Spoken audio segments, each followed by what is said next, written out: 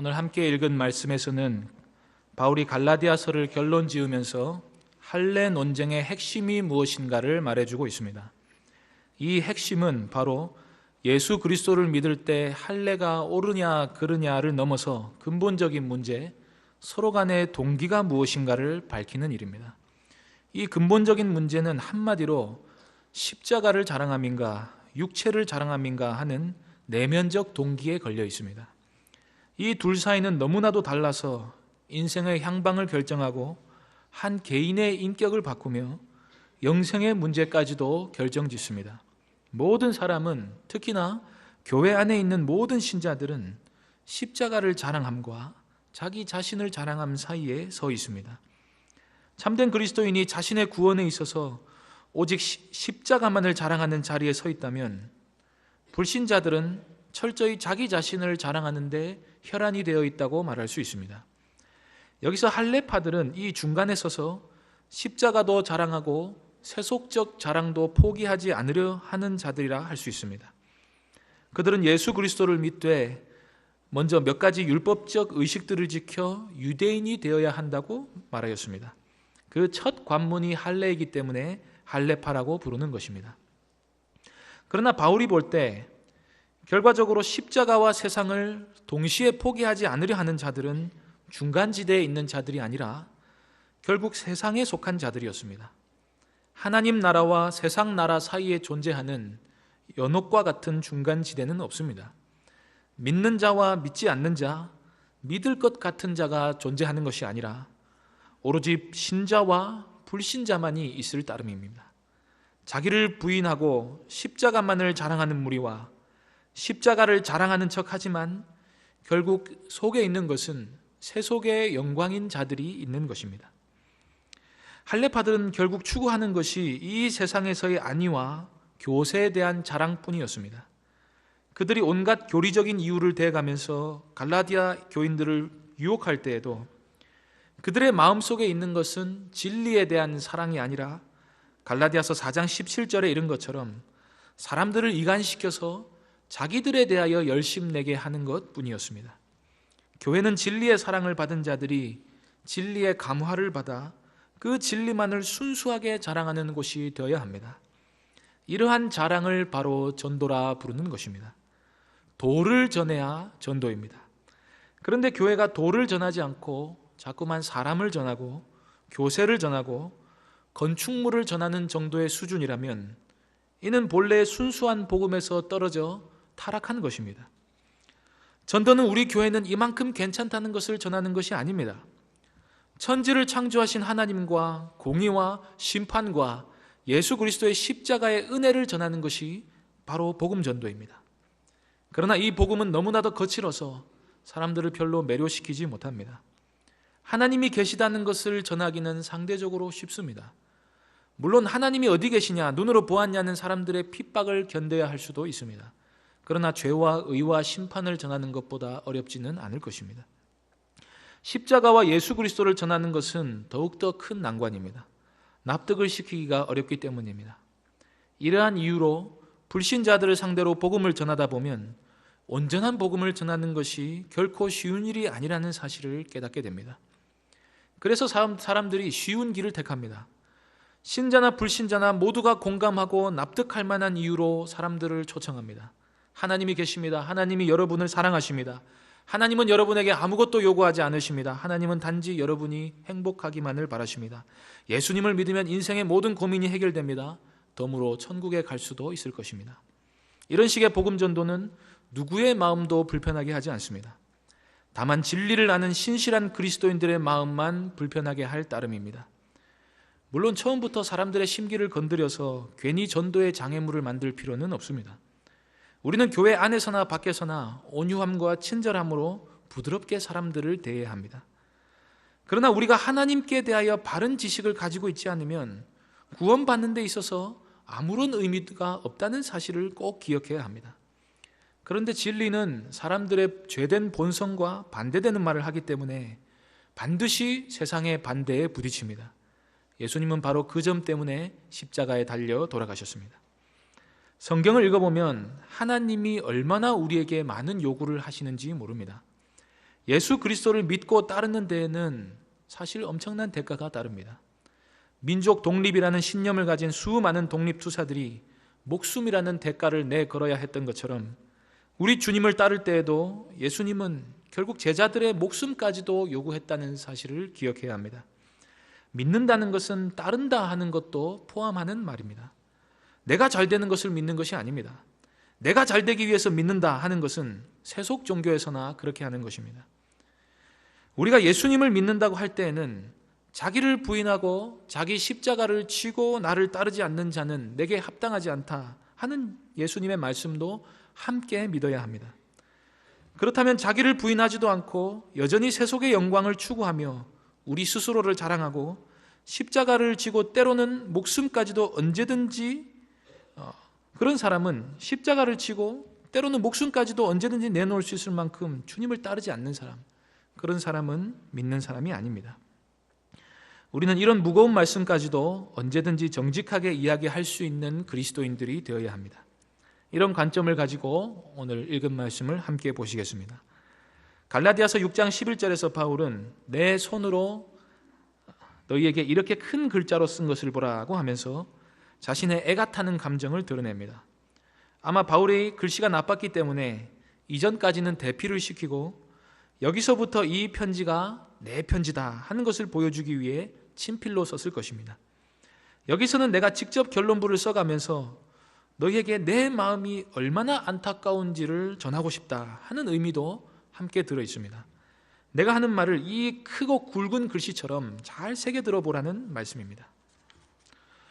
12절입니다. 무릇 육체의 모양을 내려 하는 자들이, 여기서 육체의 모양은 할례를 받아서 내가 유대인이다, 나도 선민의 반열에 들어갔다 하는 자랑을 가리킵니다.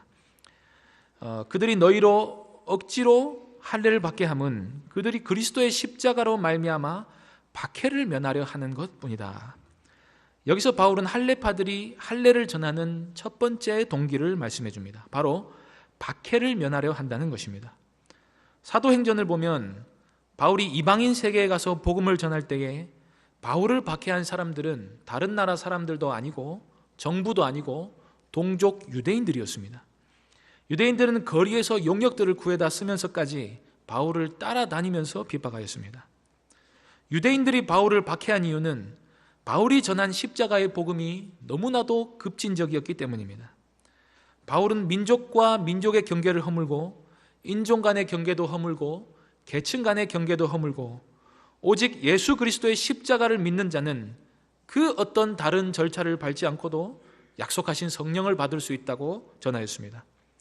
민족적 우월의식을 가지고 있는 소위 선민 아브라함의 혈통적 자손들에게 있어서 이러한 복음은 자존심에 깊은 상처를 내는 것이었습니다. 게다가 수많은 유대인들과 이방인들이 유대인 회당에서 빠져나와 그들만의 교회를 만들어내는 것을 볼 때에 유대인들은 골이 나서 견딜 수가 없었습니다. 그래서 바울이 이 도시에서 저 도시로 이동할 때에도 따라다니면서까지 박해를 했습니다. 이때 할례파들은 양쪽 다 만족시킬 만한 그럴듯한 이론을 만들었는데 자신들의 민족적 우월의식도 유지하고 이방인들을 여전히 개취급하면서 동시에 예수 그리스도를 구원의 길로 삼는 것이었습니다. 즉 할례를 받아 유대인이 되는 절차를 거친 다음에 예수를 믿으라 하는 무언가 잘못된 것 같은데 또 맞는 말 같기도 한 유사복음을 만들어내었던 것입니다. 그런데 어쨌든 예수만 믿으면 됐지 왜 바울이 입에 거품을 물어가면서 쓰라린 속을 달래가며 이러한 편지를 썼을까요? 바로 진리는 완전해야 하기 때문입니다. 우리가 믿을 때는 오롯이 다 알고 믿는 것은 아니라 할지라도 잘못되게 믿는 부분은 없어야 합니다. 특히 진리와 정면으로 충돌하는 상황이 있을 때는 결코 타협해서는 아니 됩니다. 할례파들의 주장을 면밀히 따져보면 누구든지 예수 그리스도를 믿는 자는 구원을 받으리라 하는 주장에 정면으로 배치됩니다. 할례를 받아야 한다는 조건이 또 하나 더 걸려있기 때문입니다. 우리가 하나님을 믿고 섬긴다고 할 때 가장 중요하게 생각해야 할 것은 바로 하나님의 영광입니다. 하나님의 영광이 항상 우리 개인의 구원 문제보다 더 앞서야 우리가 바른 믿음을 가지고 있다고 말할 수 있을 것입니다. 그러나 혹 누가 구원을 받지 못한다면 하나님의 영광이 적어도 그 사람에게 있어서는 아무런 도움이 되지 않을 것입니다. 그래서 우리가 진리를 외칠 때에는 이 땅에 살면서도 어쩌면 죽어야 결론이 내려질 문제를 계속해서 이야기할 수밖에 없습니다. 한 사람의 영원한 운명을 결정하는 것이 바로 구원의 문제인데, 만일 어떤 사람이 잘못된 신앙을 가져서 결국 구원을 받지 못한다면 우리는 이 문제를 매우 심각하게 생각할 줄 알아야 합니다. 지금도 수많은 사람들이 교회의 문턱을 겨우 넘기는 했지만 진리를 온전히 깨닫지 못해 유사복음에 걸려 넘어져 있습니다. 성령을 받지 않았음에도 자신이 성령을 받았는지 안 받았는지조차 모르는 사람들이 많습니다. 사람의 마음속에 있는 육신적 자랑의 영은 너무나도 강력해서 십자가의 은혜를 100% 받아들인다는 것이 결코 쉬운 문제가 아닙니다. 사랑하는 성도님들, 구원은 오직 은혜로만 받는 것입니다. 믿기만 해서 되겠는가? 무언가 한 게 있어야 하지 않겠는가? 좋은 자세이긴 하지만 내가 무언가를 해서 구원의 보탬이 되어보겠다고 하는 것은 잘못 믿고 있는 것입니다. 성경은 항상 우리가 무언가를 행동하기 이전에 무엇을 어떻게 믿는가 아는 것이 더 중요하다고 이야기합니다. 로마서 4장 5절은 이렇게 말씀합니다. 일을 아니할지라도 경건하지 아니한 자를 의롭다 하시는 이를 믿는 자에게는 그의 믿음을 그의 의로 여기신다. 그리스도인의 삶은 물론 경건해야 합니다. 그렇지만 구원받기 위해 소용되는 믿음은 나의 의나 경건, 나의 행실이나 혹은 지난날의 죄까지도 아무것도 아니며 오직 십자가의 은혜만이 나를 구원한다 하는 믿음입니다. 바로 이 철저한 자기 부인이라는 좁은 문을 통과해야 회개가 나오고 구원의 길을 걸어갈 수 있습니다. 그래서 그리스도인의 행실은 믿음에다가 보태진 것이 아니라 전적인 은혜만을 믿는 믿음의 터 위에 자라는 것이 되어야 합니다. 그런데 이렇게 사람의 노력이나 행위를 철저하게 배제하는 믿음의 논리는 항상 박해를 받아왔습니다. 믿음의 선행을 보태야 구원을 받는다고 말하는 카톨릭에 대항하여 일어난 수많은 종교개혁자들이 권력에 의해 죽임을 당한 역사가 그 사실을 잘 말해주고 있습니다. 오늘날에도 기독교는 아무렇게나 살아도 믿기만 하면 천국 간다더라는 오해가 팽배하여 교회들이 여러모로 고통을 당합니다. 반대급부로 간 것입니다. 그래서 교리적 혼란이 잘 정리가 되지 않고 정말 구원하는 믿음이 무엇인가 정리가 되지 않은 교회는 결국 피곤한 진리를 따르기보다는 단순히 세상의 영광만을 추구하게 됩니다. 이러한 행태는 단지 십자가로 말미암는 박해를 면하려 하는 것뿐이라는 것입니다. 그래서 성경은 믿음에 있어서 분별력을 매우 중요하게 생각합니다. 로마서 12장 2절에서 바울은 너희는 하나님의 선하시고 기뻐하시고 온전하신 뜻이 무엇인지 분별하도록 하라고 말씀합니다. 바른 것을 분별하고 옳은 것을 따라가는 것이 신앙입니다. 이러한 믿음이 성도님들 가운데 충만하시기를 소망합니다. 13절 말씀입니다. 할례를 받은 그들이라도 스스로 율법은 지키지 아니한다. 이들은 율법을 전면에 내세웠지만 결국 따르는 것은 율법이 아니라 육체의 소욕이었습니다. 바울은 여기서 누차 율법을 의지하는 것이 사실 진정으로 율법을 따르는 데는 아무런 도움이 되지 않는다는 말을 반복하고 있습니다. 진정으로 율법을 성취하는 길은 예수 그리스도를 믿고 성령을 의지하는 생활을 하는 길뿐입니다.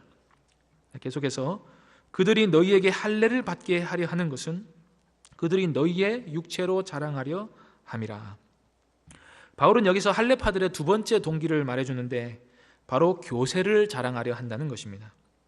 말씀을 얼른 보면 갈라디아 교인들에게 자랑거리를 제공해 주는 것으로 읽을 수 있는데 자세히 보면 자랑하는 주체가 할례파들로 되어 있습니다. 그들이 자랑하려 한다. 바로 너희의 육체를 가지고 그들이 자랑하려 한다는 말씀입니다. 결국 그럴듯한 신학적 이론 하나 만들어서 돌아다니며 사람들을 끌어모으고 우리를 추종하는 사람들이 이만큼이나 된다는 자랑을 하려 한 것에 불과하다는 것입니다. 결국 이들은 참 겉으로는 경건해 보이고 율법에 철두철미한 사람처럼 보이지만 하나님 앞에서 잘하는 것은 하나도 없습니다. 잘 믿는 것도 아니고 자기를 부인하는 것도 아니고 진리를 따르는 것도 아니고 겸손한 것도 아닙니다. 십자가를 자랑하는 척하지만 속내를 들여다보면 다 자기 자랑으로 점철되어 있는 것에 불과할 따름입니다. 바울은 이에 대해 그들은 그렇다 할지라도 내게는 우리 주 예수 그리스도의 십자가 외에는 결코 자랑할 것이 없다고 선언합니다. 이 바울의 고백이 여기 말씀을 듣는 모든 성도님들의 고백이 되시기를 소망합니다. 그리스도인은 세월이 흐를수록 자기 자신을 자랑하는 것이 없어져야 합니다. 물론 바울도 복음을 변명하고 변호하다 보니까 로마 시민권도 사용하고 자신의 사도적 직분이나 권위나 과거의 이력들을 내세울 때도 많이 있었지만 어디까지나 십자가를 자랑하는 것 이상이 되지는 않았습니다. 바울은 자신의 자랑의 그 모든 것을 하나님께로부터 받은 은혜에 결부시켰습니다. 내 믿음도, 내 언변도, 내 구원도, 내 심성도, 내 업적도, 내 건강도 다 하나님의 숨결이 있었기에 가능해진 것들입니다. 만일 십자가의 은혜가 나를 새롭게 하지 않았더라면 나는 썩어져가는 존재일 뿐이기에 내 존재와 행동 모두가 무의미할 따름입니다. 우리의 신앙은 십자가의 은혜만을 자랑하는 터 위에 세워져 있어야 합니다. 바울이 15절에서 바로 그 이유를 설명합니다. 할례나 무할례가 아무것도 아니로되 오직 새로 지으심을 받는 것만이 중요하니라. 무엇을 했느냐 이전에 더 근본적으로 물어야 할 것은 새 사람이 되었느냐 안 되었느냐 하는 것입니다. 새 사람이 되는 길은 예수께서 나를 위해 그 치욕스럽고 고통스러운 십자가를 지고 죽임을 당하셨고 나는 그 은혜를 믿음으로 죄사함을 받고 성령이 내 영을 새롭게 해주심을 믿는 것뿐입니다. 새로 지으심을 받을 때 우리는 14절 하반절에 이른 것처럼 그리스도로 말미암아 세상이 나를 대하여 십자가에 못 박히고 내가 또한 세상을 대하여 그러하다. 즉 세상과 나는 단절되어 서로 상관없는 자가 됩니다. 그러므로 믿는 자가 살아갈 하나님 나라에서는 세상의 자랑이 아무런 의미도 소용도 없습니다. 오늘 하나님의 말씀은 우리가 믿을 때에 어떤 동기를 가지고 믿는가 하는 것이 얼마나 중요한지를 보여줍니다. 여전히 세속의 자랑, 나 자신에 대한 자랑이 동기가 되어 믿고 있는가? 아니면 나는 아무것도 아니어도 좋고 오직 하나님만이 높임을 받으시며 부끄러운 십자가가 내 자랑이 되어도 좋다는 동기가 믿음이 되어 있는가? 이 차이는 영원한 차이를 만들어냅니다. 사랑하는 성도님들, 온전하고 참된 믿음을 가지시기 바랍니다. 십자가만을 자랑하고 하나님의 은혜만을 높이시기 바랍니다. 모든 것이 은혜라는 사실을 기억하시고 우리의 믿음과 행위 모두를 내려놓고 하나님께만 잠잠히 영광 돌리는 신실한 그리스도인 되시기를 간절히 소망합니다.